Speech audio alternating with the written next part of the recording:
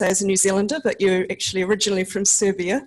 So Aleksandra came to New Zealand in 2008, and but she is from Serbia, where she gained her BSc and MSc degrees in Maths and Comp Sci. So there you go, Masood. You'll be pleased to hear that we have some good technical skills here.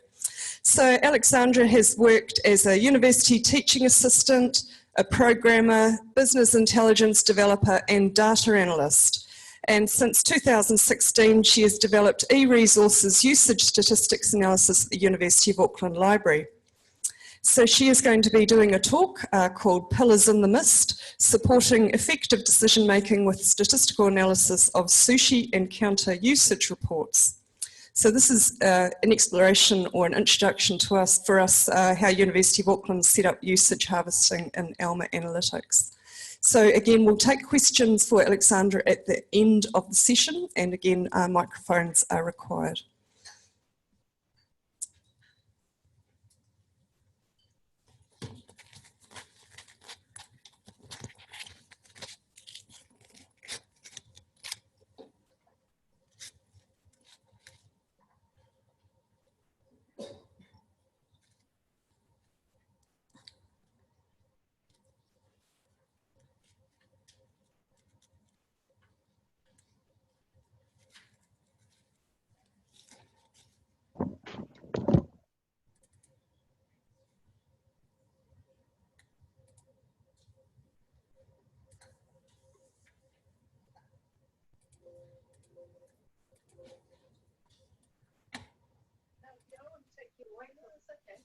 Oh, no, okay, no, it's coming out there.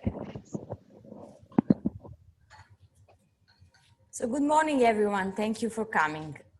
Today, I'm going to share with you a pragmatic story about how we improved our financial decision making. And I was a single analyst supported by a small project group. And we did our best with what we had. So if you have ex libris Alma Analytics, everything we did, you can do it. Library environment has been ever-changing, and rising importance of e-resources continues to grow. Decreasing or static budget are shaping our decisions. There are noticed change in users' behavior and increasing a call for evidence-based decision-making. All these changes present both for us challenges and opportunities. Oops.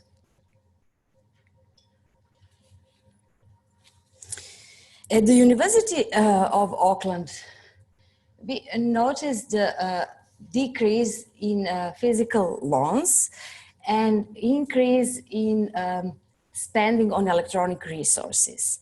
In just last 10 years, this ratio between in spending between physical and electronic materials has changed a lot, from 40 to 60% ratio in 2007 to 87% last year. And physical loans are following that trend. In 2010, we had almost 1 million of loans, and last year only 370,000. Electronic formats are becoming more favorite format for a lot of students and researchers because they can have their access anywhere and anytime. As well, our libraries love electronic collection in order to save their shelf space. This is, I trust, very similar to what you have in your libraries. Considering changing priorities, budget, and increasing importance of e-resources, in 2017, we decided to start electronic resource evaluation project. And the purposes for this project are our resources require further investigating to see their alignment to our teaching and learning needs. we need to collect and analyze usage data to support making objective decisions. And we have a budget that we want to use as best as possible. The first step was to decide which product to use to analyze usage data. And there are a lot of companies on the market which are offering analyzing usage data, but main companies are EBSCO Usage Consolidation, Journal Usage Statistics Portal or JISC, and Alma Analytics. At this moment, I would like to pause and ask you a question. How many of you are using Alma Usage Analytics? And who is considering to use, is anyone considering to use Alma Usage Analytics? That's great. That almost a third of you are using Alma Analytics, so we can exchange our experiences later.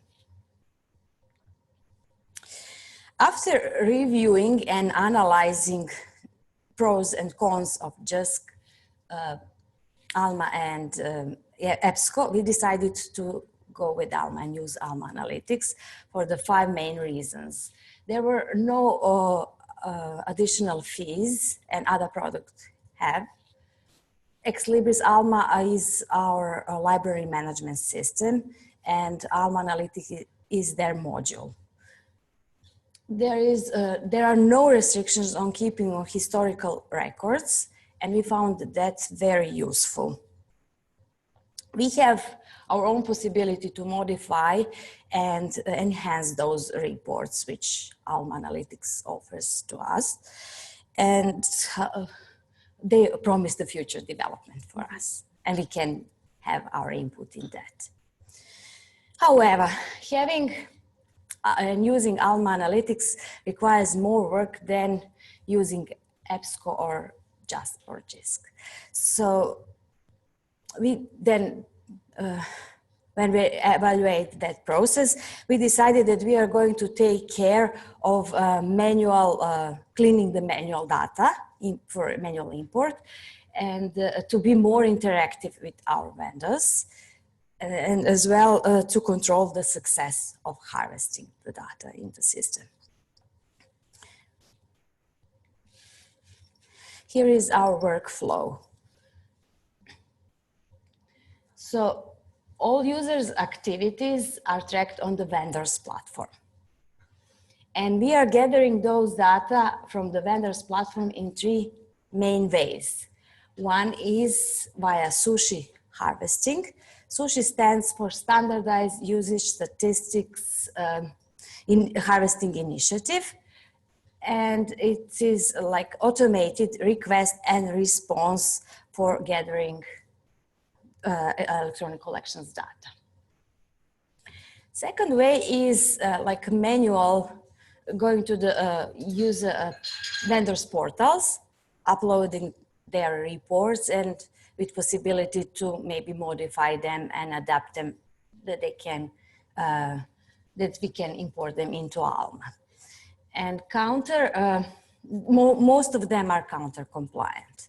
Counter is abbreviation for counting online usage of network electronic resources. And the third, not nice way, is that we are gathering those data via email. And usually those are no Counter compliant data for us. Then Alma Analytics is generating reports and graphs for us. We are funneling them to look them closer and apply e-resource evaluation methodology in order to choose or do the final decisions about further subscription. And then again, those data are becoming available to students and researchers. That is like a full cycle. User searches and downloads hold not only capability of revealing the usage behavior, but also the broader trend for us. And these data are essential for developing connections with more library users and establishing the pivotal role of library within the university.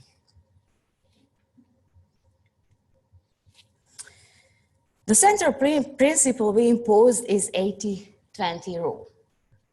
And we use this principle 2 times. Firstly, we just figure out that 20% of our vendors is responsible for 80% of total usage in the library, and we focus also on those vendors. And second one was in the making a project style timeline. For 80% of project timeline is for data preparation. We were aware that this is going to be a longer part, but this 80% is leading into 20% of analysis and model building. But this 20% is actually our main business benefit. And we classified our vendors into 4 categories. Our primary vendors with a sushi and aggregators with a sushi support. Then second group, our vital vendors with manual counter or sushi support. Third group, no counter, counter 2 or 3 vendors with that sort of reports, which we can modify to counter 4 formatting, or non-counter vendors. So, and we started just to work with group 1 and 2. In the project, we use the concepts of the minimum viable product. Minimum viable product is the smallest thing which you can build which delivers some value for customer. And as a bonus, you can take some of that value back, like feedback. Minimum viable product has these essential characteristics. It has enough value that people are willing to use it, and they can, because it can demonstrate for them some sort of future benefit. And they are happy to provide feedback which can guide developers to do further work. That is the main catch: vision and promise on one side and guiding developer on the other side. So we just collected all our ideas, then build product, measure it, grab some data from that and do the learning and repeat iteration again. Alma Analytics is pretty intuitive platform that we could apply this approach. And it didn't take a lot to make this initial setup for the model, a minimum viable product implementation.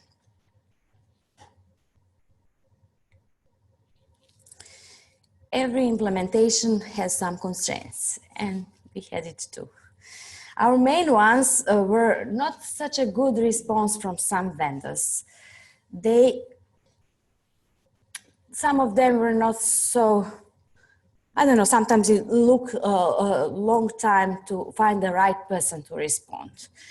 And as well, we needed maybe to wait for the better timing, like a renewal time, when they are becoming more motivated to communicate with us. Yeah. There was a problem with the manual upload of JR1 reports. It's a journal report which counts the downloads of 4 articles. And we had it after 2017 release. It was unfavorable time for us, especially very close to the main end of the year renewal period. So our temporary solution to bridge that gap was to recreate JR5 more detailed reports from the data of JR1, and we can upload that into Alma. And then we needed to do some merged analysis with JR1 and JR5 to make a complete picture. And we ended up making positive out of negative. Our challenge as well was to identify which error message, the error message which we are receiving from Alma Analytics, from Alma when we are uploading manual reports, just to identify what is wrong with the formatting, because at that time, Alma Ex Libris didn't quite implemented some descriptive error messages. There was as well reporting failures, and we had issue to track harvesting. How many of you had similar issues? Yeah. It is quite vital to track harvesting data, especially the manual ones. And as well, we found that we have some issue with the sushi harvesting too. Recently, when a lot of vendors moved their harvesting protocol from HTTP to HTTPS, we experienced a lot of failures. So as well, our management needs to know if the usage of some articles has dropped, or we just don't have data in Alma before they start their evaluation process. Ex Libris has provided for us a missing data view on Alma, and it looks like this slide on the screen. But we don't have their possibility to export that into Excel to filter out those data or sort out them. So we don't find so much use out of this view. And just to mention, we have around 1,000 reports so far. To improve that, I created this report on Alma Analytics. And this report tries to match all fields from Alma, and it is much more of use. And if you find it useful, I would like to share with you. In the period of creating and maintaining the project, and especially when we experience some issues, we found very useful an early adopters BaseCamp portal.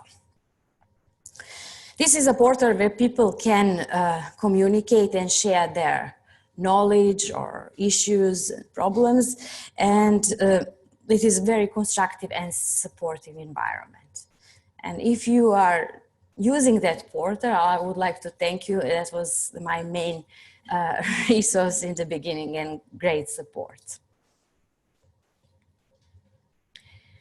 So far, we managed to collect 106 sushi, 45 manual counter vendors, and 17 non-counter vendors, so to collect all sorts of data. And for sushi, as you can see, we have 63%, our 63% of vendors have sushi harvesting.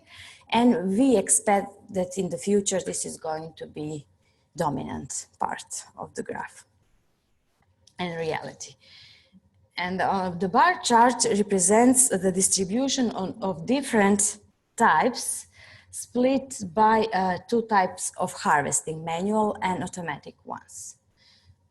So far, we have 122 platform reports, which we are getting via Sushi, and still 56 book reports, which we manually upload into Alma, and that's not the best practice. Tracking the trends between journal types. It shows, this slide shows difference and trends between like journal archive usage ones and journal open access gold ones. So despite the fact that the red line represents year 2017 on both graphs, and despite the fact that we still have a little bit lower usage in 2017 for archive for our backlist journals, they still have very high usage overall. I would like to share now some real examples how we saved, how we made our budget saving. So one of our savings we made like using few different analyses to accomplish that decision. Firstly, we have analyzed only one title from the whole package, and we noticed and the usage between published from two years ago. Our users are using that material or current material. And we figure out that they are still using more previous historic material. And then we found that we have this title with our aggregator on 6 months embargo. And we managed to cancel it and save around 7,600 New Zealand dollars. We use this sort of pattern between checking up if our users are using more recent or historical data from some vendors, and that is becoming like regular part for checking subscriptions. In a more in-depth analysis, we managed to downgrade one of our premium packages to standard ones and save around 26,500 New Zealand dollars. Firstly, our focus was to identify for this package only unique titles, and this report just managed to find out, do we have duplication with other? And then we checked their usage, if the usage is decreasing or increasing. And we found out that only 3 titles from the whole package have very high usage. So we managed just to buy those single titles and save money. As well, identifying low use items with decreasing trends can support negotiation with our vendors, or maybe raise like alert for the future. Savings of over 100,000 US dollars of switching to evidence-based acquisition from our front list. We have used these statistics to identify subjects with a high, medium, or low usage. And then between 3 subjects with very low usage, we then further managed just to buy, not to go even more with evidence-based acquisition model, just to buy single individual titles from those subscriptions and save and make another saving. It is quite useful to have all our reports in one place, and that's like an overview of the whole usage data. And that helps us for making the better understanding what we have in Alma. This report is part of our dashboard, and we can do different sorts of filtering to just narrow to certain publisher or group of publishers, then material types, or for the certain period, just specified period. And we are using that to identify harvesting data in Alma. Furthermore, Alma Analytics offers possibility to integrate the usage data into Tableau via Web Data Connector. And if we wish, we can use it to embed them externally with more powerful visualization and representation. That opens up the endless possibility to display the usage data. It's like a cherry on the top of the cake. Over 85% of our vendors' usage data we collected for this project. One of our gains is overall understanding of usage, and this understanding provides usage trending over the years. Moreover, we have established a more efficient renewal process by using the evaluation e-resource framework. By creating a broader picture of return on investment, we demonstrate not only value, but also transparency to our management. With possibility to identify data duplication or titles duplication across different platforms, we can change the approach to some subscriptions. And using more and more the evidence-based acquisition model, we are shaping, it helps shaping our services. Additional savings to the budget has been made by canceling low use items or removing some duplication.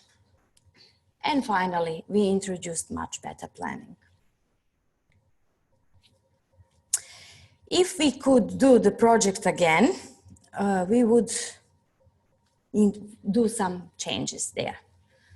And we'll use firstly a generic email to update all our vendors' contacts for sushi harvesting details or manual portals that we can share between our team much easier this job of updating data into Alma. This practice is very good for simplifying our work.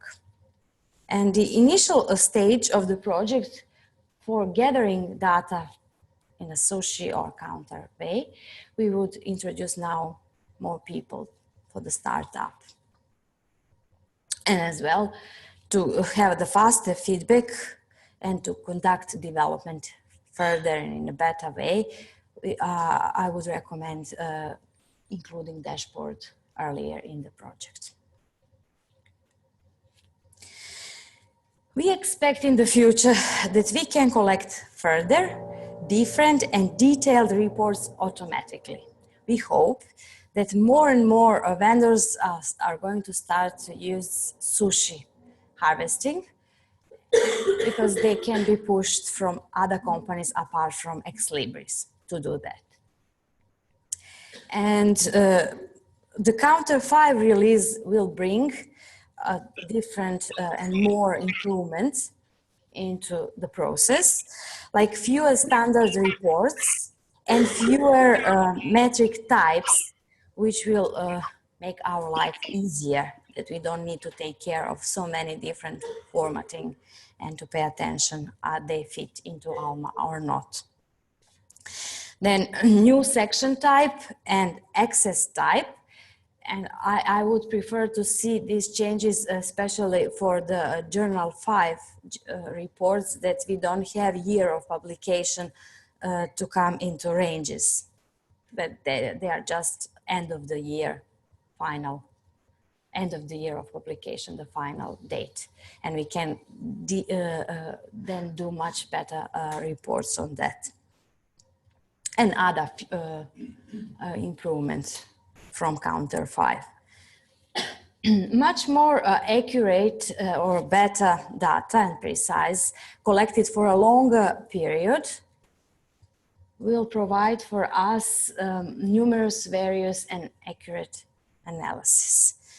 And I mean by extended period, we already managed to upload some historical records from some vendors, maybe 10 years ago. We have data 10 years ago, or even more. And that is very good for seeing the trend with that vendors, but not for all of them. Unfortunately, some of them are providing just last 12 months, or they are keeping that sort of data on their portals.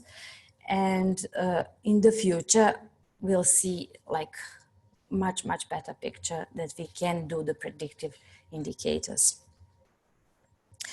Then further objective evidence-based acquisition making will be good to have, and additional improvement in e-resource evaluation framework. So we need to work a little bit more with Ex Libris, that they give us some sort of indicators in the Alma that we can use those indicators later in our analysis, because that is like a weight on our reports. For some vendors, we can have still low use, but those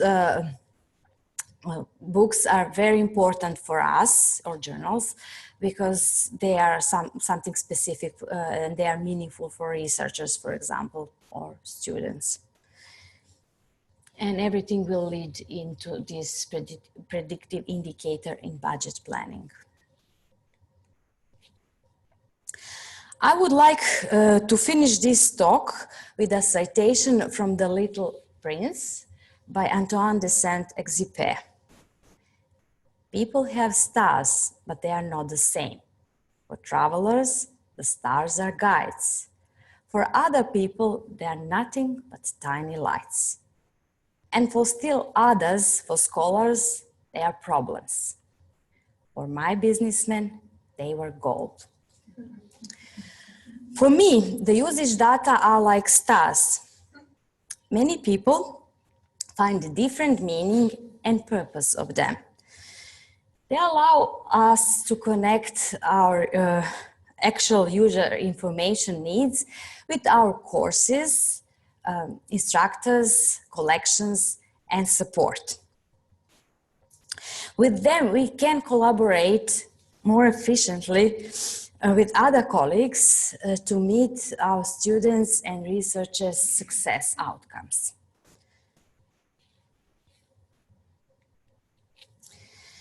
I sincerely appreciate that I had this opportunity to present to you. And I would like to thank my management for their generous support, especially Annette Kio and Ksenia Obradovic from my project team for their inspiring leadership on my electronic collections journey. If anyone who like more information or has questions, please feel free to email me. And I would be interested now to hear from you your thoughts or questions. Thank you.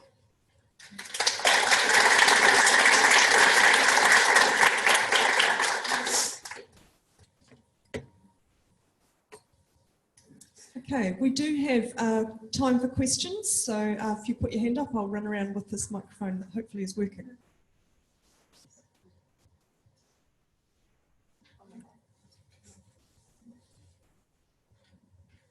Have you actually started looking at the cost per use side of analytics yet? Yeah, we are using that so far only through the different, in a different ways, a little bit manually, because Alma is not providing the full support and connection between our packages costs and even foreign currency exchange rates, that we can have exact cost per use. But we are using Alma Usage Resolver for some of them. They are not so accurate, but we can have those data in much precise way so far. And what do you do for that stuff?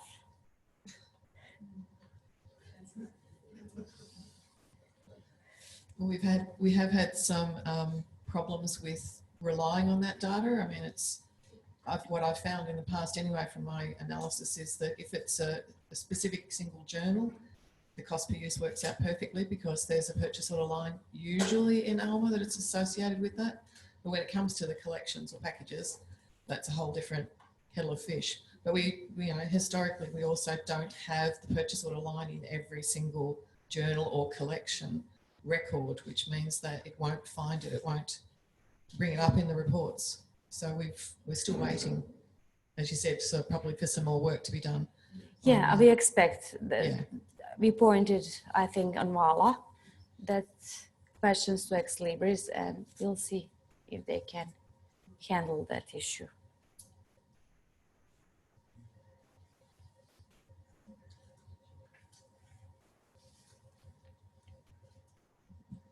Okay, well, thank you very much, Aleksandra. That's been fascinating. I learned quite a lot and can see the real advantages in using the system.